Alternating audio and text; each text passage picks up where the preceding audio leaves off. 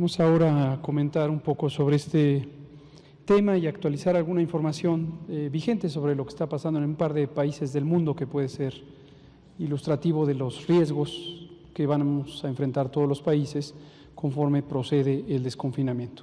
Si me pasan la siguiente, por favor. Vamos a explicar cuál es el ejercicio que hicimos aquí para ilustrar este concepto. Esta es la curva epidémica real de datos oficiales comunicados por España y de acuerdo al informe que le presentan los países o le presentamos los países a la Organización Mundial de la Salud.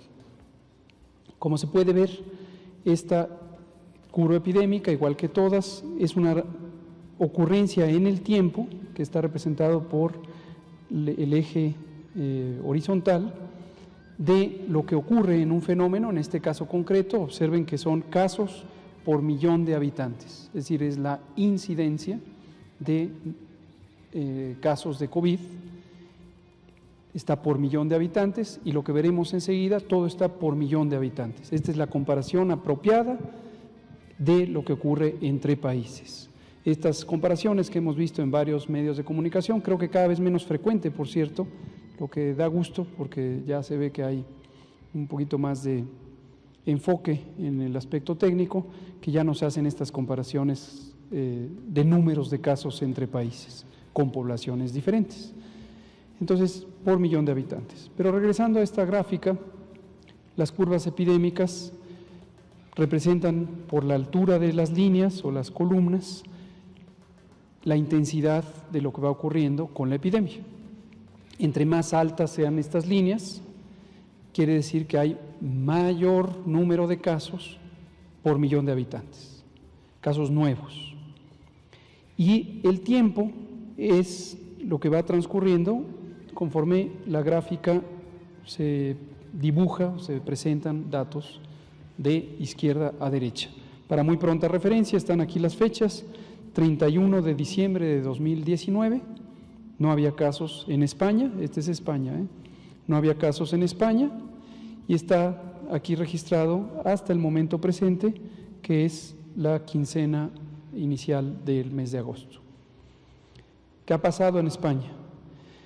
Ahorita que explico qué son estos triángulos amarillos, vean ustedes las líneas negras, que cuando empezó a presentar casos, se empezaron a registrar y registrar más y más y más y más y más y más, hasta que llegó a un punto máximo y luego empezaron a descender y luego han tenido afortunadamente un periodo muy largo de pocos casos, pero persistió la epidemia y en fechas recientes, concretamente al inicio del mes de julio, empezaron a tener nuevamente más casos, más casos, más casos, más casos. En este momento, esto es un rebrote, esto es el regreso de la epidemia. ¿Regreso desde dónde? No se puede saber. Algunos contagios pudieron venir de personas que ingresaron al territorio de España, en otros casos pudieron ser contagios que empezaron a darse al interior de la población que está en España. No se puede saber. Pero en la medida en que empieza el desconfinamiento, la gente va a la vía pública, se encuentran unas con otras y entonces puede haber transmisión del virus.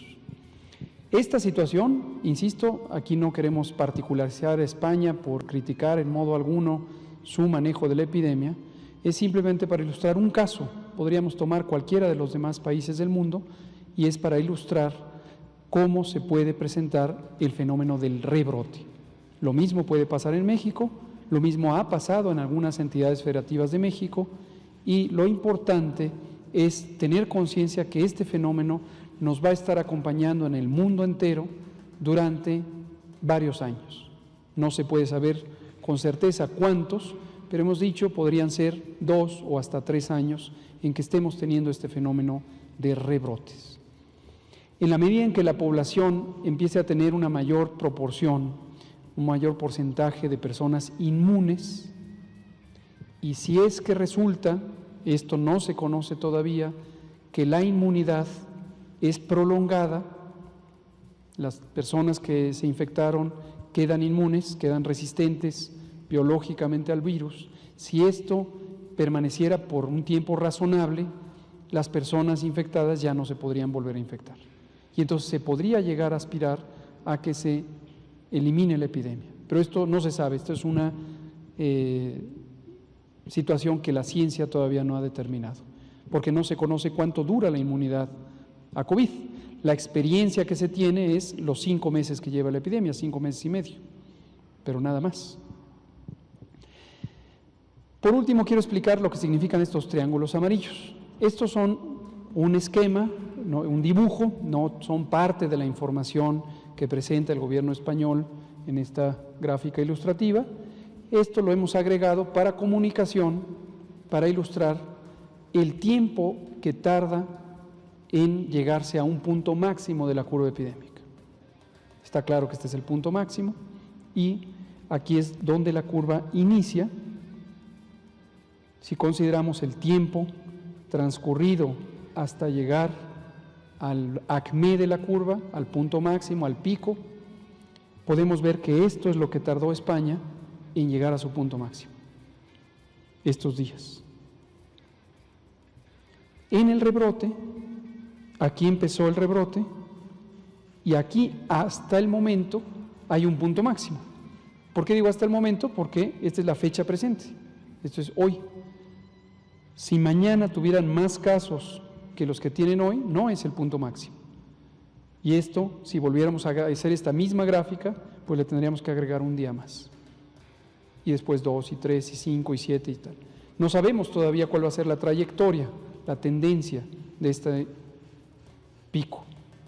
Pudiera ser que después empiece a bajar, ojalá sea el caso, ¿sí? Entonces, esto lo vamos a usar ahorita para comparar algunos países de 3 regiones del mundo, Europa, Asia, América, cómo tuvieron la evolución de sus epidemias en el pico inicial y vamos a compararlas con respecto a México, o al revés, qué le pasó a México, qué le pasó a los otros países hasta el momento.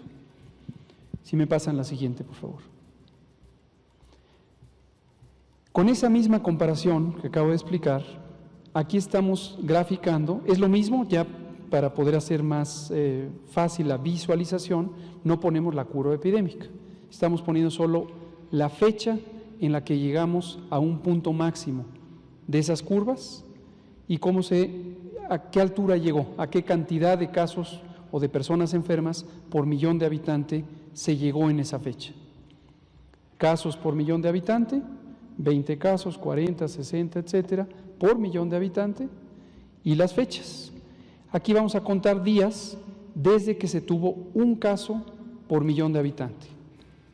En México esos son 127 casos, porque gruesamente la población de México es de 127 millones de personas. En España es 43, porque España tiene 43 millones de habitantes.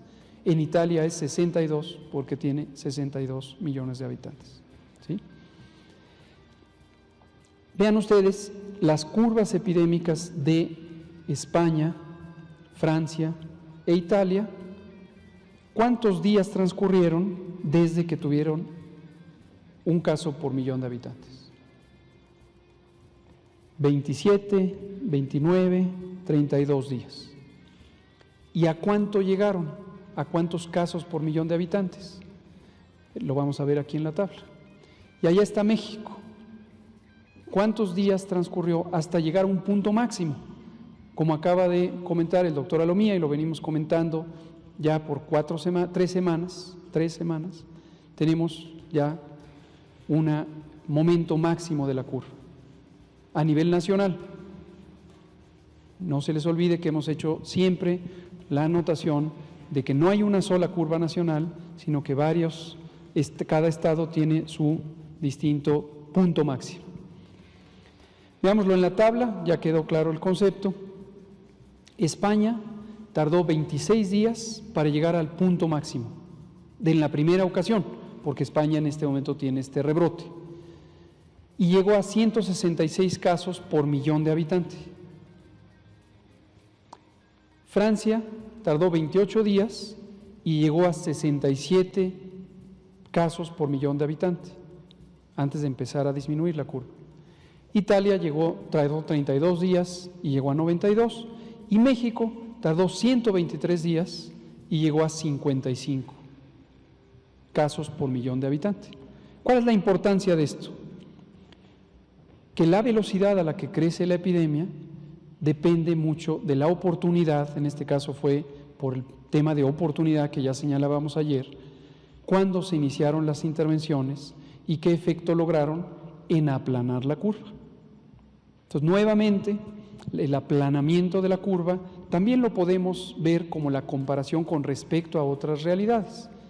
Ya muchas veces lo hemos explicado aquí con respecto a lo que hubiera ocurrido si no se hubieran hecho las intervenciones.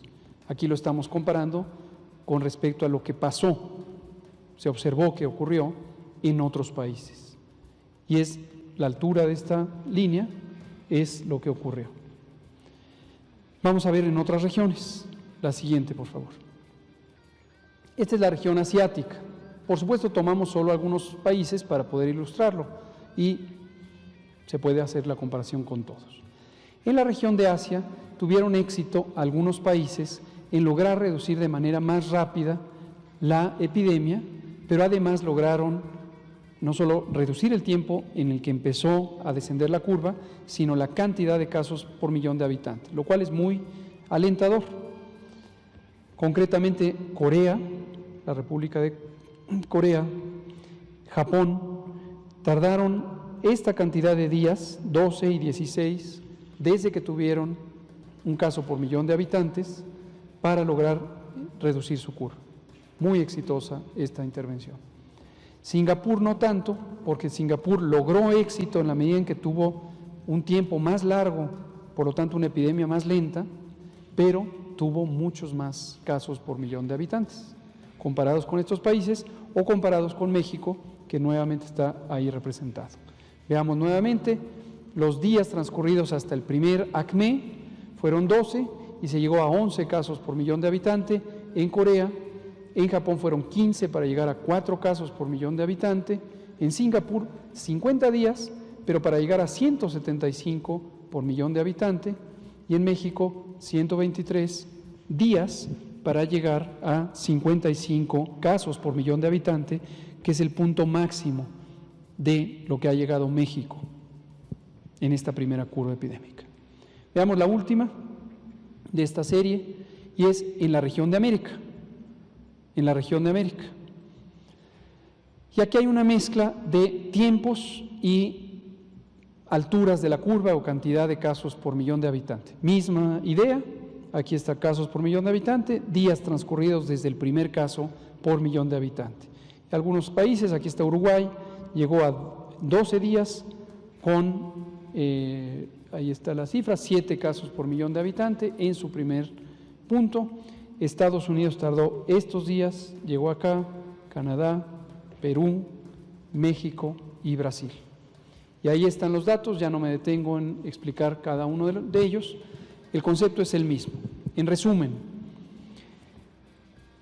se puede tener una epidemia más lenta cuando se hacen intervenciones de mitigación, combinadas también con las intervenciones de contención. La contención, detectar a los casos independientemente del resultado de su laboratorio, ponerlos en resguardo domiciliario, estudiar a los contactos, ponerlos en resguardo también independientemente de que tengan síntomas o el resultado de la prueba, es la intervención inicial cuando las epidemias son pequeñas, porque se pueden trazar, se pueden identificar las relaciones de esta persona contagió a esta persona, esta persona. Cuando son pocos, esto se puede hacer. Cuando empiezan a ser muchos más, esto ya no se puede hacer. Recordarán aquellos días iniciales en marzo, estuvimos presentando qué porcentaje de casos ya no se podía trazar, no se podía identificar quién les contagió.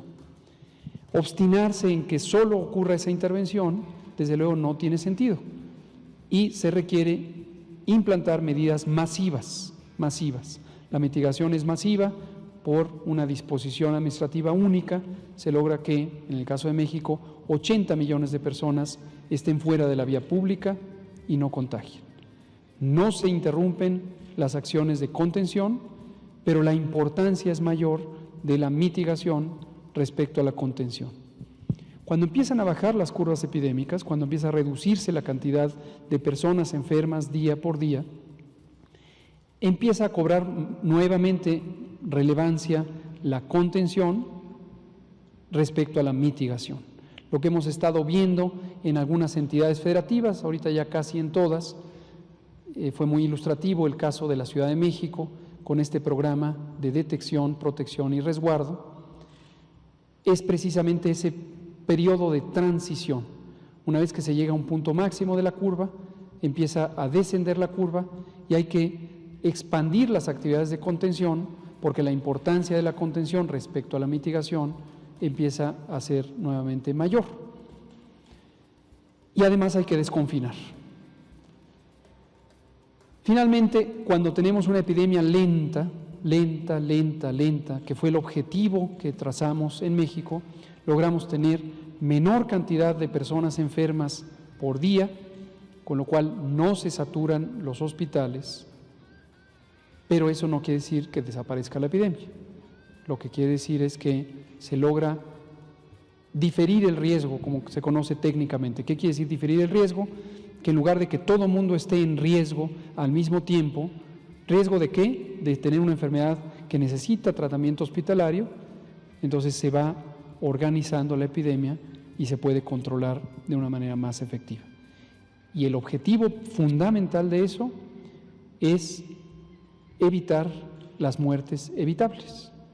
Muy lamentablemente hay una parte de los casos graves que fallecen, pero eso no es evitable en la medida en que es una epidemia. Es el daño causado por una partícula biológica, por un virus, es un fenómeno natural que muy desafortunadamente puede causar también la muerte de las personas.